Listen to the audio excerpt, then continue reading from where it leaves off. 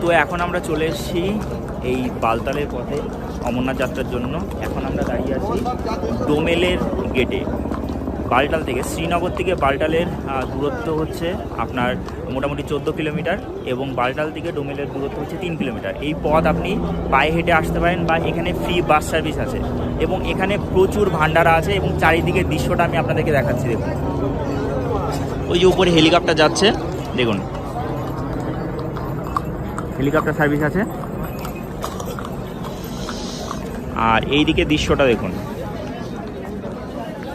এখানে প্রচুর ভান্ডারা আছে। এই যে পেছনে দেখতে পাচ্ছেন শিব পার্বতী সেবা দল, এটা চণ্ডীগড় থেকে এসে। এনারা কিন্তু পাওভাজি থেকে শুরু করে, তারপরে ব্রেড বাটার টোস্ট থেকে শুরু করে, তারপরে আপনার ফুচকা টুচকা সমস্ত কিছু দিচ্ছে এখানে। এখনই ভান্ডারা চালু হয়েছে। ওপর থেকে যারা নেমে আসছেন দর্শন করে, তারা এখানে কিন্তু খাওয়া দাওয়া করছেন। আপনারা কিন্তু খাওয়া দাওয়া করতে পারেন। আমরা আছি এখানকার টেন্টে।